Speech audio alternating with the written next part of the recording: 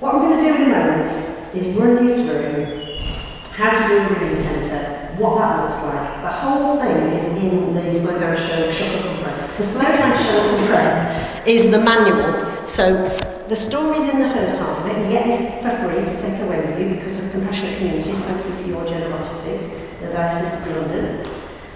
And the second half of the book is all the material I'm about to rattle through with you. So if you go, what was she saying? What was that question? And you want to go through this with teams back at home, it's all in here.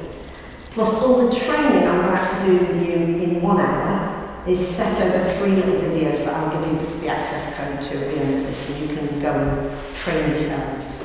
And then all we ask you to do is, at the end of that process, make sure you come back to us so we know if you're using our name, then we know you're there and we know what you're up to, and we can use your story as part of the story of what God's doing in the world.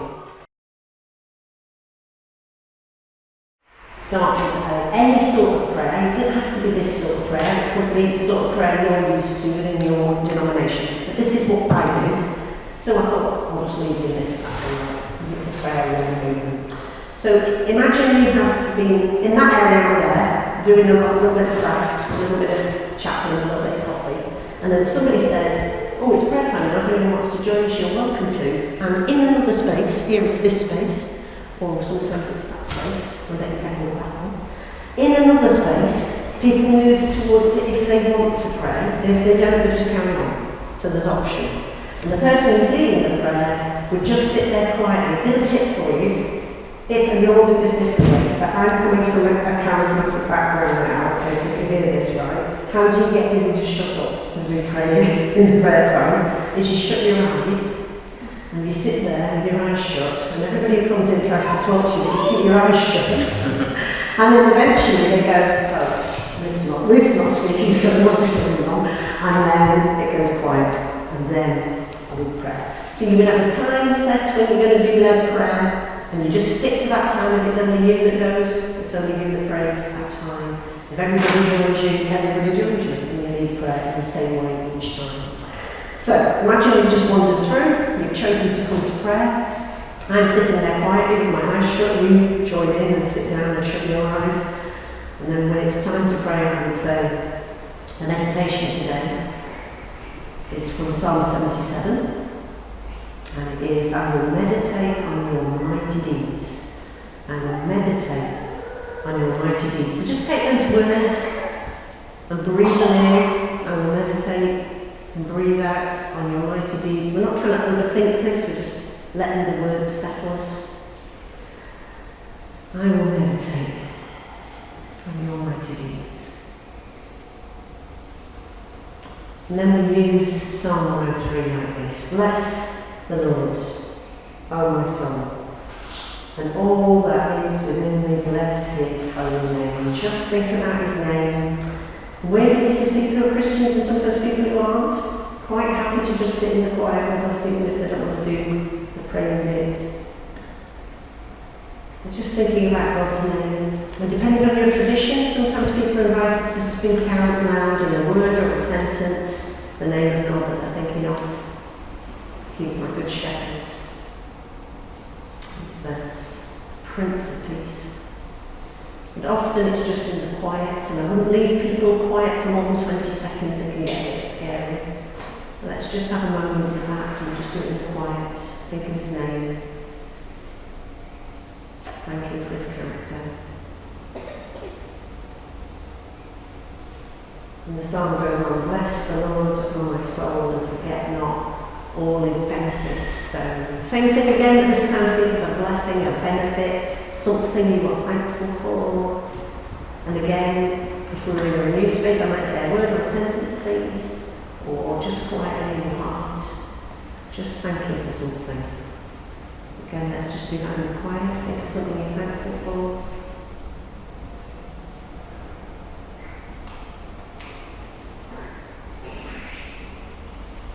The psalm goes on, he forgives all our sins, so we take a moment to be forgiven, to forgive ourselves.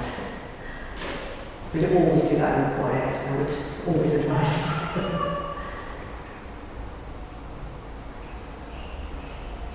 Psalm continues, He heals all our diseases. So we'll have different views about God's healing. We don't encourage laying on of hands for prayer for healing from mental health issues in our Renew spaces, regardless of theology on it. We allow people to bring themselves to God for healing. It's because of my experience of the praying stuff. So take a moment to bring yourself to the healer, body, mind and spirit. And then we think of those people who are struggling today, and we just say their names. We don't go into detail of anybody's stuff, we just bring them in. We'll just do that in quiet now. All the time, if you're reading this, it's about making people feel comfortable if there's going to be quiet, that they know how long they're going to be quiet and that it's going to be okay. And then coming towards the end, it says, He redeems our lives from the pit. So I'd explain to redeem is to buy back, to rescue. And the pit is any hopeless situation, so we think of the news and we think of the stuff that troubles our hearts. And in a sentence, or just quietly bring those things to the mat. The one can, the God who cares more than we care.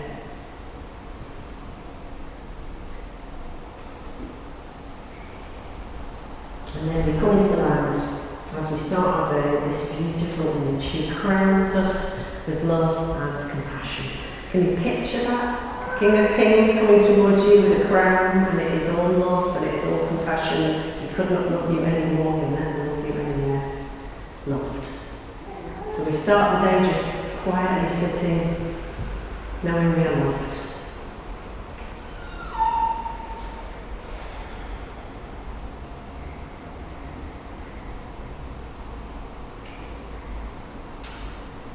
And if I was in a Renew space now, which I sort of am, I'm going to say it and then you're all going to run away, but don't. I would say the kettle's on, the activities are out, feel free to stay in a place of prayer as long as you like. And if we've been praying in there, people would just sit quiet and then maybe get up when they felt ready and go and start colouring or whatever they wanted to do, get the kettle on.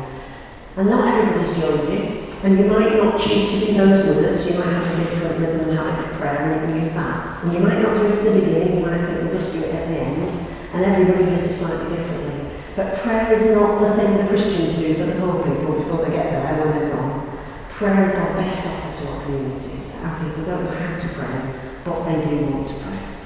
I have been absolutely amazed, having had 50-something years as a Christian and gone to every course on evangelism going, that the best, most missional thing we've ever done is open a prayer space. Whereas more people have come to faith in our prayer space than anything else we've ever done. I'm going to take you just quickly through what I think well-being is. So you'll notice You'll notice in the book that I used the 5 ways to well-being. So this is New Economics Foundation with some government funding about 12, 13 years ago. In fact, when I was having a break now. Did a big piece of research, what helps you with your mental and emotional well-being. It's quite a wide-ranging piece of research. And these are the 5 things: connecting, learning, getting active, taking notice, giving. It spells plan, if you can see there. So we talk about this as planning when we do it with kids and young people. And they're not everybody wants to use this as their pattern, but I find it quite helpful because it's very simple. And when I saw those 5 things, I thought, well, that's what the church has been doing for centuries, right? Connecting, learning, getting active, taking notice, giving. And it's what's missing in our community, mental health, and in our mental health too. And I suppose when a mental health professional would use that, they talk about, well, have you talked to someone on the phone recently, or have you learned a new skill, or have you been out for a walk? And yes, those things are absolutely important. But we're not like that's our body, and then there's our mind, and there's our soul. We are the whole people. And I think for me, well-being is not about being well. It is about when I bring the whole of me and my inner life and my outer life begin to kind of catch up with each other a bit. So actually, I would apply this to my inner habits too, connecting to God, learning to be still, getting active with my habits, taking notice of what God is doing around me, giving myself fully to the moment and to other people in that practice. So I think I find this a really helpful 5 ways to well-being to work with. I also find it helpful because it's not the language of Zion of the church, it's out there.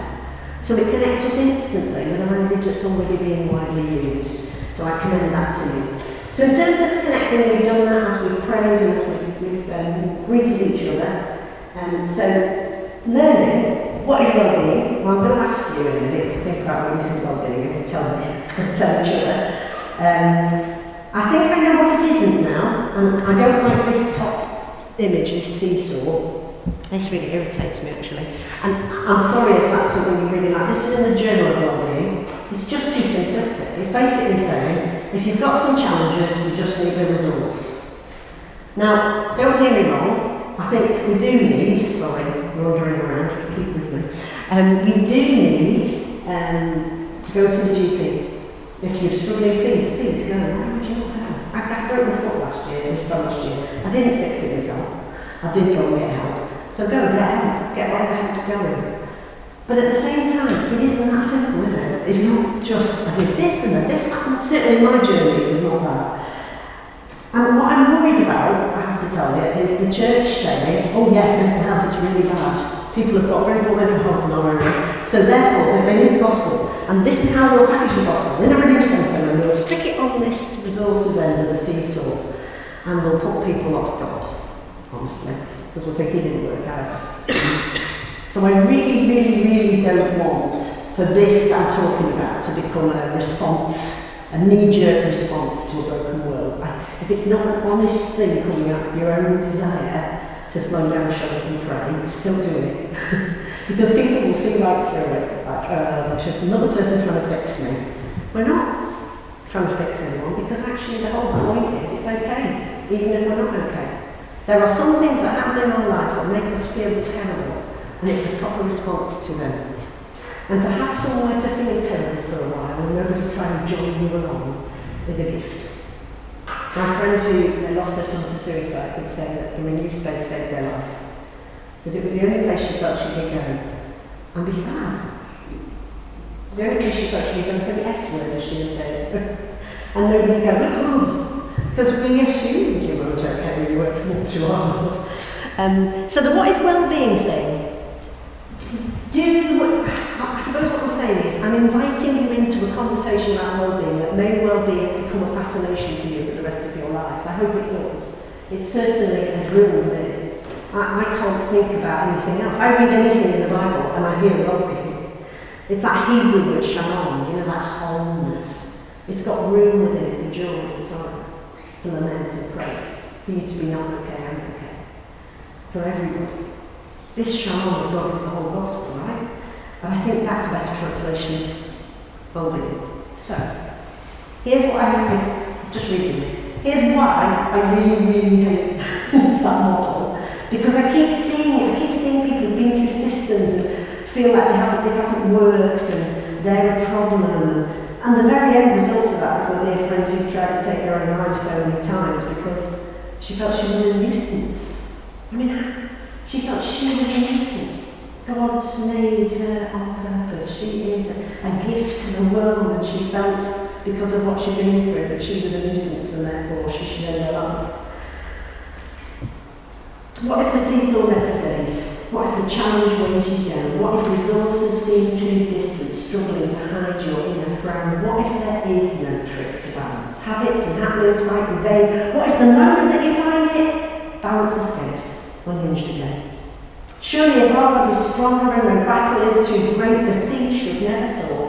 Why do I feel so overwhelmed when his great weight should overwhelm it all? Try harder. Gather God's resources, pile them on the wobbly victory end. Let go, let God. Come on, child, grow, get off the ground. He is not found so low, no.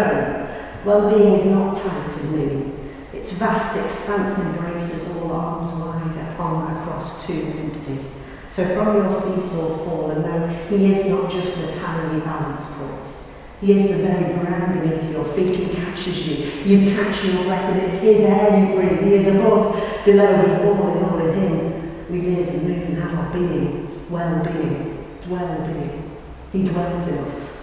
In him we hide, and the dwelling takes the seeing and the soaring in its stride. I think you can really hear in that poem how passionate I am that we engage with the well-being thing rather than it's all about engineering people.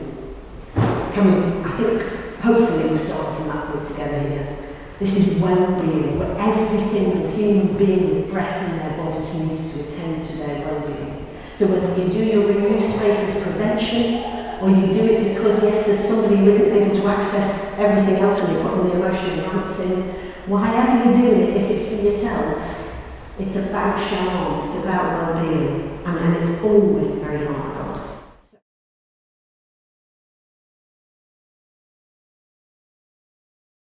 So, enough on that. 3 principles which I'll just rattle through now, and then we'll take, we'll have a bit of a chat before it goes out of your head. So, I'm going to just pause after this one so we can chat to each other for a moment about this one. This is St Giles Church in Northampton. It was the first Anglican church to join me. They blew my mind a little bit because I thought we had to go out of our buildings, onto the high street, find a pretty key shop and leave church behind. And then this happened. It's one of the most successful ones we've got. They've replicated themselves into 6 different places. And they did exactly what Kate's doing here. They used what they've got in their hand. And they're like, well, we've got a perfect wellbeing space and it's full of the presence of God anyway. And actually, post-COVID, if we ever are, there's air. Who knew that big drafty buildings were going to be a gift to our communities? So they started 4 years ago, still going strong. During COVID, they just went online, they did a kind of rubbishy Zoom thing. We all knew it was rubbishy, but it held the space, and then came back together again. They're at the point now where they're saying we want to be a wellbeing hub and we want to work out how to give this away, and we want the wellbeing thing to invade everything we do as a church. That's exciting to me. So being present, showing up, is a case of, look, there you are. It looks like a coffee room, doesn't it? The difference would be how you welcome people, and that any table at any time is open to anyone to join in. So we're not talking about church meeting or our mental health particularly even. We're pretty much talking about the activities on the table, nearly all of the time.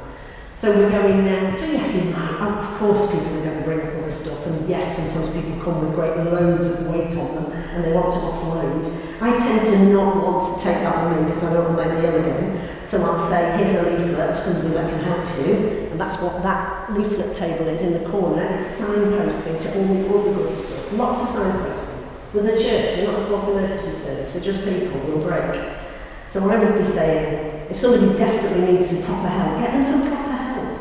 If what they need somebody to listen to them, by all means listen, but only to the point where you feel like, I'm not going to start trying to fix this, am I? And when I feel like that moment coming where I'm over listening, do you know what I mean? I would go, I'm just going to go and say a quiet prayer for you in a quiet space, and then when I come back, she'll get the kettle on, try this jigsaw. So I actually stopped myself being everybody's saviour by using the prayer space, which is quiet, so nobody can talk at me in there, to just interrupt something that was becoming a bit much for me. So that's why the 2 spaces are there. They're for you as a host as well, to be able to manage what you can offer. So, being present, showing up. You might want one of your hosts, and I would say you need a team of at least 2, and I think probably preferably 4 to get started. You need a couple of hours a week, and you need to consistently stick to those times. You don't have to do 4 days a week, that's me being completely mad. But actually, that's got a variety of hosts across the week. If you've got lots of hosts, you can open quite a few sessions of this. It's not difficult to do. So you've got somebody looking after your little leaflets every now and again, and just sift through them, make sure there's nothing awful found its way in there. It does. And then on hobbies, to start with, that would be you, bringing something you'd like to do. Have a think about what blokes might like to do. I'm not being too sexist here, but you're going to get, this room is indicative of what's going to happen. You're going to get women in the church who understand it and bring their crafty hobbies. Oh, I'm really good now, I'm being too sexist. But I'm seeing this over and over. It's men in the community who need a space to be. And then when they come along, I think it's a knitting club. So make sure you've really thought at the beginning to have at least one thing out that I'm trying not to be gender specific because lots of people like different things at different times, but just know that's a thing, it's out there. If you look at the statistics around mental and emotional health in your community, you need to get some blokes on board in your team at some point. I just, in the end, I really challenged our guys at church, and I just went, they're all going, well, I haven't really got a hobby I want to do with other people. Well, find one. So I brought like a load of kits from Hobbycraft and just went, which of these would you do? And just so it really was a little bit, If I want to do something, I'll go up a hill on my own. Like, yeah. So what about the person who's got no one to go with? As I get you to talk in a minute about what hobbies you've got, what you think might work in a space like this, know that that's just a starting point. Pretty soon, people are bringing things along, and the whole place, like Kate says, I mean, I've never known anyone do dancing in a Renew space. This is the place to be. Or not, but maybe that would be right for you. The idea would be, just really simply, at least 2, probably 3 things going on, so there is a choice. If everybody's sitting around one table, it's very hard to join in, and it's also very hard to leave if the conversation gets difficult. To have 3 choices and a quiet space. And I would suggest 2 of those choices are usually the same thing, colouring and a jigsaw. And that's it. If you have those 2 things the same, you can probably have a few other things on another table, something a bit more creative, or good bits and bobs go on. So do you see how it's not rocket science, this? It's just showing up consistently, and it's genuinely all that people need is to know you're going to be there. And you're going to join in. Like, you're not just showing up to be there with a lanyard at the door, you're showing up to be fully present and be doing an activity, and then people join in with you. So when you're welcoming people at the door, you get the person to do it who's the least effusive, right? So not the one who goes, oh, do that, Lord has got you in arms, and kissing them. You want the person who can just go, oh, you're welcome, this is what this is, here's the tea, coffee, help yourself, here's when we do prayer, and you don't have to call them. Let me introduce you to such and such. Away, they'll sit down, and they're not the person, you know. I know it's not me, I'm not that person, so that's being present, that's showing up. 5 ways to well-being are always displayed somewhere in some way and can be talked about at different points in time. So you find it getting a bit refreshed with a, we've not done anything active for a while, anybody wants to go for a walk or a picnic, and then you end up organising something after the event. So I wouldn't suggest you do a walk during your Renew session, because if somebody turns up for 5 minutes and you've gone somewhere, but you might organise an optional outing at some point during the summer. And if you've got gardens, why not be outside? If you've got outdoor space, it helps people to see you. It's hard to cross a threshold when you're feeling really anxious. I really struggled with it, and I thought I was quite an effusive person. But going into a building and you're not sure what's going on. So that's it, that is being present. Here's some questions for you. Have a little chat about these amongst yourselves. So you might just want to have a little bit of a think, or turn to the person around you, tell them where you're from, where you're up to. I'll give you 5 minutes to stretch your legs and have a think about your own well-being. What sort of stuff you'd do if you were sitting in a well-being space? What's good for your well-being? Just take 5 minutes, because you've done a lot of listening, stretch your legs and chat to the people around you, and we'll do the next 2 in a minute. This is the second principle. I would say it's actually the first principle, but it comes second here, be prayerful. So being prayerful is not an optional extra, it is an integral bit of a Renew space.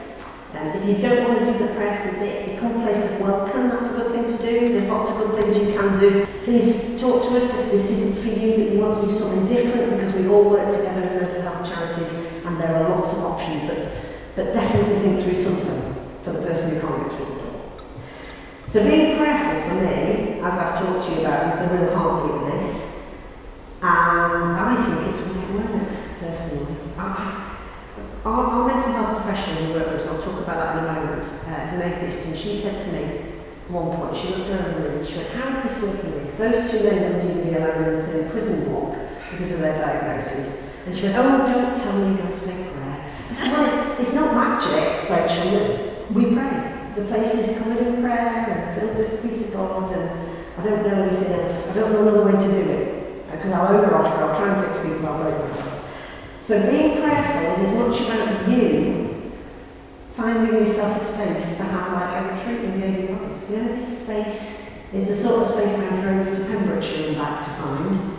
And I thought, why is that not like, why am I leading a church to be too busy to pray? That's ridiculous. So having a space that was beautiful and peaceful, I mean, you guys who are around because you've got this now, really.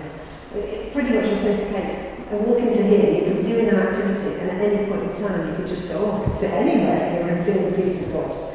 because these places have been prayed in for centuries. So we didn't have that in our conference room, a lot of us, so we were trying to invent a space. But actually, some people do like, I think Kate said this as well, a slightly more confined, calmer, smaller space. So we usually use that little chapel at the end there. Somewhere where they can sit and feel cosy, but also for safeguarding purposes, you can still see who's in there. I think that's really important, that the two spaces are an option. It does mean your quiet space is never completely quiet. But actually, as somebody who had panic attacks, I found it quite helpful to learn how to be calm and still in the middle of a bit of noise. So my panic attacks would be in Asda. And normally in Asda, there's not a completely silent place that you can go to just to get yourself calm again. So you have to learn, somehow, to do solitude whilst in company. I don't know anywhere else where we're teaching that in here in the church. To learn solitude. If you know the writings of Henry Nouwen, N-O-U-W-E-N, he's got a book called Reaching Out, which I really commend to you. And he talks about the movement. So loneliness, we often say, loneliness is such a problem. It is, it's massive. But the opposite of loneliness is not us trying to be everybody's community all the time. I think the opposite of loneliness is solitude, learn solitude. From solitude, we can then be community without needing this. And so actually, there's a missing link within this whole loneliness conversation that we're learning to do without either panicking about someone else's need and trying to fix them, or getting so needy ourselves and leaning on other people too much. It actually helps our communities to be much healthier if we're encouraging people to take a moment of solitude. So the Renew prayer spaces are to gather to do the prayer. So we gather at different intervals to do the prayer. But they're also an optional space for people to just go and sit in. How many times have you heard, anyone heard this, those of you in leadership in the church, people just trying to get into your building because they wanted somewhere to sit and pray? So if we can open our spaces safely, and I think Renew is a good way to open it safely, kettles on, activities are out, but people can access a place to pray. I really want that. They really want that. So, again, this lady who I talked about who lost her son to suicide, she would often go and sit in this space. She would find this space a really nice place to sit in. Not Christian. She painted just that picture that's on the wall there of a stormy sea. And she would go in there because the conversation around the table might turn to, have you got children? How many children have you got? Instead of leaving and going home and saying, I'm never going back, she would take what she was doing and go and sit in the quiet where people couldn't talk to her, but she wasn't in their house, which was killing her. So I think the option to give people space to be with you but not with you is an unusual thing. And I think we can do that. And it's not terribly difficult. And you model that yourself. If you're one of those people who likes people and likes being with people and talking to people, make yourself pause every half hour and say, I'm just going to take a minute and sit in the quiet space. Even if all you want to do is go back and start talking again, make yourself do it. It was like recovery for doing that. It's like I need to not be scared of going back to that time when I was on my own, because I was never on my own. And I think that sense of practicing the presence of God is obvious. So, being present. So this is the prayer space at Renew 37. It's just a sort of back room that we created with some stud walls. So if you're working with a completely unusual space and you just want to put in some walls and make a prayer space, if you're working with a beautiful space like this, pretty much anyone will do to lead prayer. Just go. What you're doing here is carving out a space for you to do activities. Beautiful. It can work anywhere. We've got some allotments. We've got one church took on a disused betting shop on High Street in Doncaster, because their building was very nice, but they knew the community wouldn't go in it. So bless them, they took that on, they're doing a lovely thing there. We've got some in prisons, not so much free to come and go as the police there, but and we've got some children's and family rooms just started now, which are slightly different. We need a bit more team training to be able to run those. But again, young people finding, and they bring a hobby, share a hobby, have a quiet prayer, and it's been really good for their well-being. So prayerfulness, I would ask you to think about that. I love Luke 10 and 11. If you just read Luke 10 and 11, it's like the disciples going on this sort of discipleship training 101, they've got their own books out, they're all ready. And Jesus sends them out, 72, and he sends them out, and they see amazing things happen, and they're like, right, we shall change the world. And then they come back and he tells them the story of the Good Samaritan. And they're like, right, we shall help the poor and needy. All these things are right. Then he takes them to Mary and Martha's house with him. And they see Martha busying herself and Mary sitting on the floor doing nothing. And Jesus seems to prefer the doing nothing thing. I would be quite irritated about that. And I think he's done that on purpose as part of the discipleship process. Because he says, Martha, Martha, you're anxious and troubled about so many things, and one thing is necessary, and Mary's chosen the better portion of what we're taking for her. I mean, this is tough stuff to hear, isn't it, as activists? But this sitting and being in Jesus' presence is pretty much what it's about. And if we can practice that where other people can see us practicing it, they don't just see us being busy. They see us being peaceful Christians. That'd be good. I think it's what people need to see. And I think the penny drops because beginning of chapter 11, we get the disciples going, Lord, teach us to pray. And then he does the Lord's Prayer. So this comes out of hang on, we need to spend time with him. So, I have a bit of a naughty question in the middle of those questions. What puts people off prayer meetings? Maybe nothing. Maybe the prayer meetings in your church are packed with people. But it seems to me that people really want to pray. The ways in which we are offering people opportunities to pray are sometimes putting people off praying. That's just a thought that I'm having. And I wonder whether you have habits of prayer that are so deep in your being that you've never thought that people might want in on those. And maybe you're here thinking, well, I haven't, because I haven't got those deep habits of prayer. Start with a book though. Just take a moment with a bit of psalm and a bit of the book and see what happens. I don't see anything better the church has to offer than places of prayer. And I long for it to be our primary religion.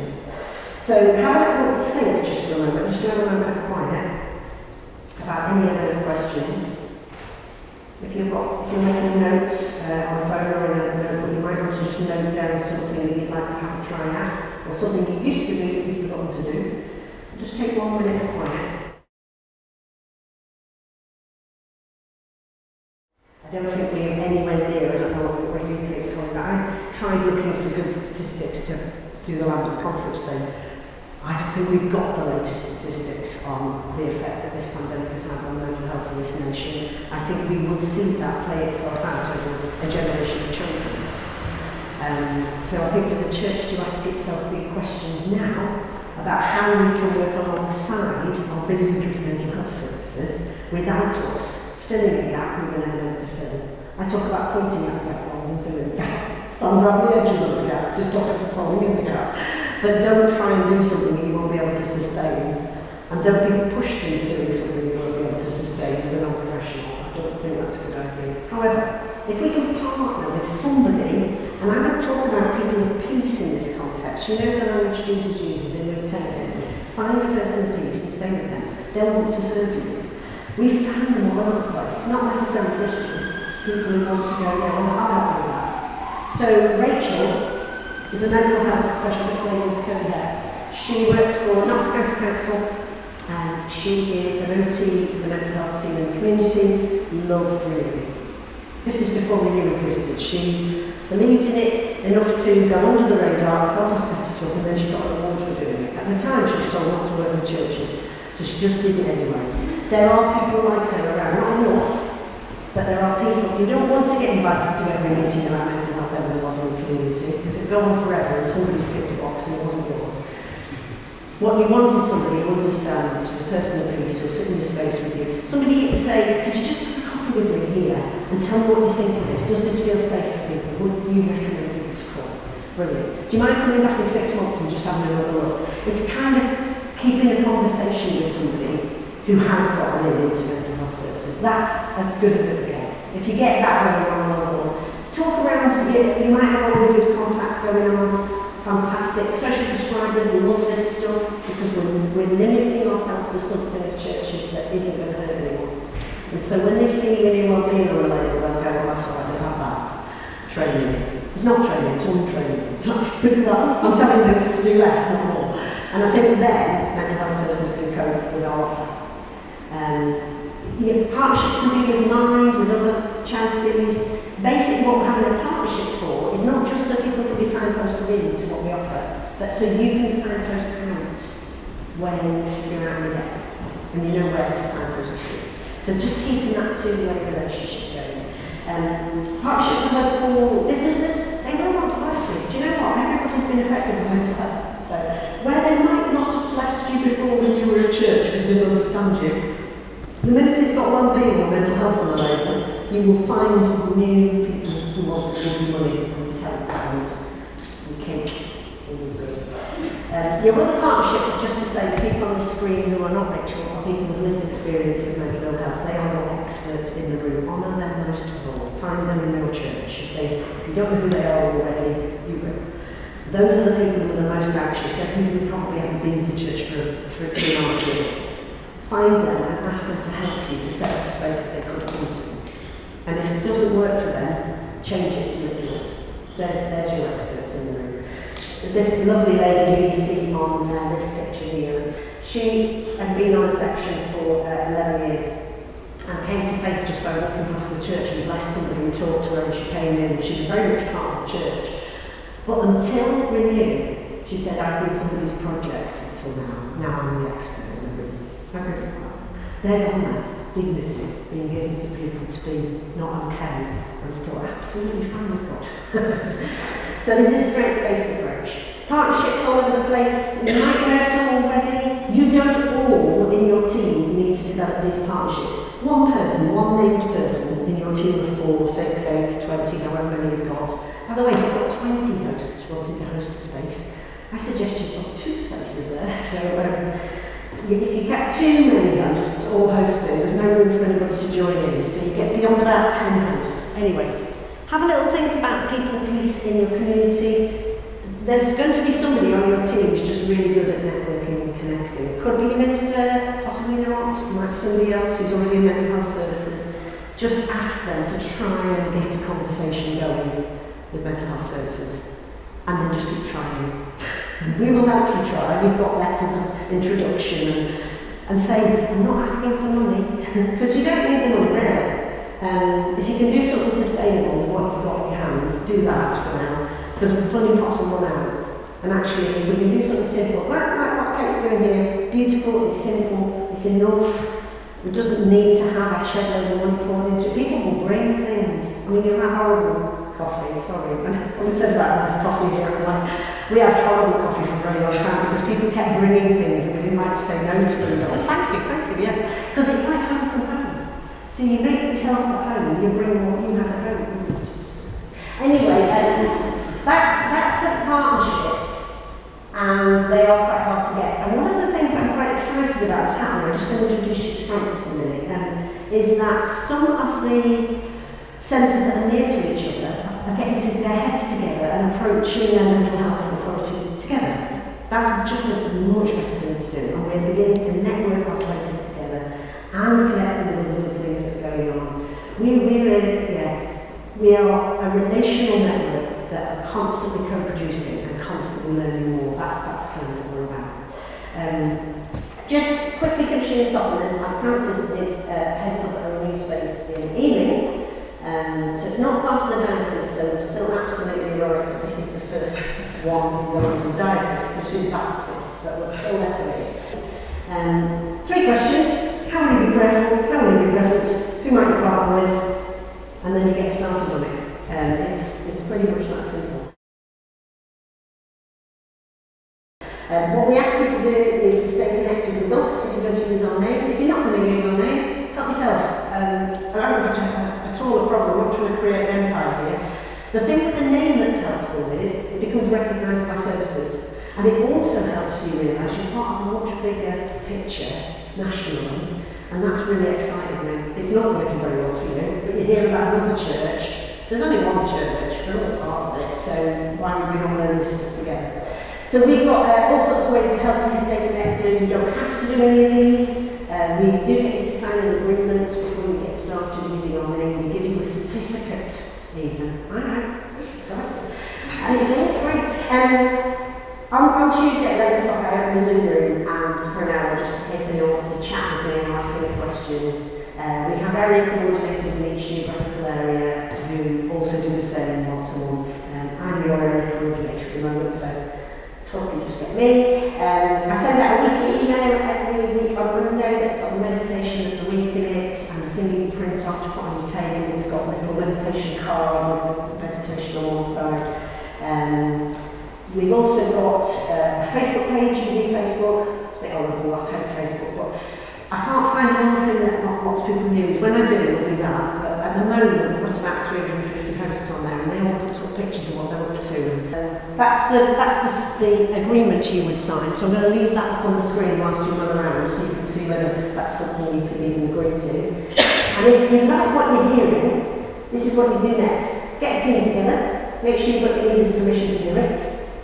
And then you're kind of, once you've gone, I think we like it, let's talk about it as a team, use the training videos if you want to, go back to the book, have a look at it, check and see what you might do. As soon as you think, I think we've got a plan, I think we're going to start, get in touch with us. It's all on the website to get in touch. Book a session with me on Zoom, and we'll get you started, get you signed up, make sure you've got everything in place. And then every 3 to 6 months, we'll book in another chat just to see how it's going, see what you're learning, so we can learn from you. If you need longer to think about it, and this is just an intro, help yourself to the resources online, have a read of the book, have a good think. And hot off the press, we'll just leave that one in place, you can see that. Hot off the press is the new book, 8 Step Wellbeing, which is my fascination with wellbeing in 26 letters. It's an invitation to speak the language of wellbeing for yourselves. And I'm encouraging people to maybe use this as a more devotional guide, in small groups or on their own, and there'll be resources on St Andrew's Big Church Read that will go over this for a year of wellbeing starting in October. So it might be something a small group might like to do to deepen their understanding of wellbeing.